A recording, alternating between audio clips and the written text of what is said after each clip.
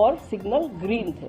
Green signal का मतलब है ड्राइवर को सिग्नल का इंडिकेशन अगर ग्रीन मिल रहा है, इसका मतलब है उसका आगे का पाथ एकदम क्लियर है और वो सीधा अपनी पूरी स्पीड, जो भी उसको परमिटेड मैक्सिमम स्पीड है, उस पर वो अपनी गाड़ी को चला के ले जा सकता है।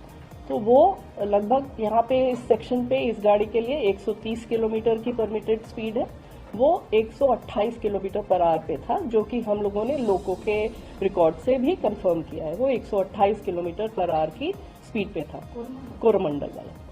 और दूसरी डायरेक्शन से यशवंतपुर जो आ रही थी वो भी 126 पे थी, वो भी 130 पे परमिटेड है, वो भी 126 किलोमीटर पर आवर पे थी। इनके सबके लोगों के डेटा से हम लोगों ने ये कंफर्म भी कर लिया कि ये स्पीड थी गाड़ियों की, जो कि उनकी परमिटेड स्पीड के अंदर थी, लिमिट पे थी। तो ओवर स्पीडिंग की कोई बात नहीं थी। सिग्नल एकदम जो उसको दिख रहा था ग्रीन था और उसको सीधा जाना था। किसी कारणवश जो कारण अभी इन्वेस्टिगेशन में है, और मंत्री जी जैसा आप लोग देख ही रहे हैं कि मंत्री जी पिछले 36 घंटे से उसी साइट पे, और वो वहाँ से हिल नहीं रहे हैं। वहाँ पे वो रेस्टोरेशन, इन्वेस्टिगेशन, रिलीफ और जितने भी लोग हॉस्पिटल में भी हैं उनसे भी जाके मिल रहे हैं। तो he is doing everything from there and he is leading from the front.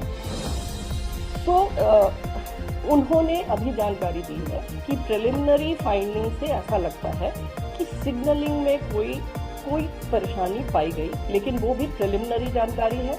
हमारे जो कमिश्नर ऑफ रेलवे सेफ्टी हैं उनकी जांच चल रही है, इसलिए उनकी जांच कंप्लीट हुए बिना हम लोग कुछ भी नहीं शेयर कर सकते हैं अभी डिटेल में, क्योंकि जो भी हम कहेंगे अगर वो गलत हो गया तो फिर वो ठीक नहीं होगा।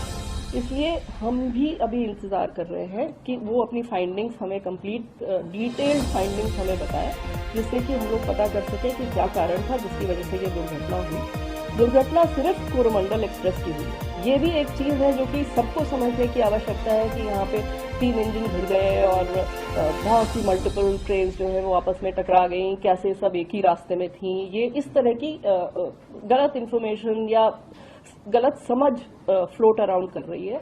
तो उसको क्लैरिफाई करने के लिए मैं दोबारा ये बताना चाहती हूँ कि सिर्फ एक ट्रेन क्षतिग्रस्त हुई, एक ट्रेन का एक्सीडेंट हुआ जो कि कोरोमंडल थी।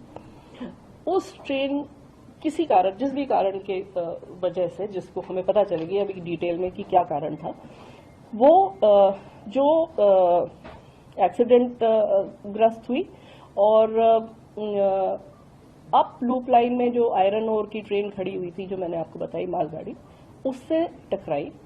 उसके ऊपर उसका इंजन चला गया, उसके कुछ कोचेस चले गए, और ये इतना तेज इम्पैक्ट था। वो बेसिकली इसलिए था क्योंकि ट्रेन अपनी फुल स्पीड पे थी।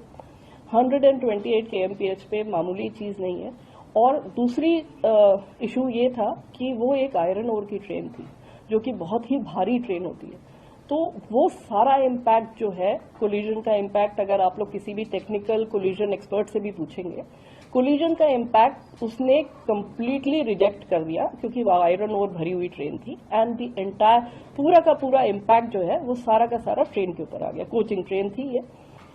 अब इस ट्रेन के बारे में भी मैं कुछ बताना चाहूंगी। ये ट्रेन है LHB ट्रेन, हमारी जो LHB कोचेस है उसकी ट्रेन है ये। LHB is a very very safe train.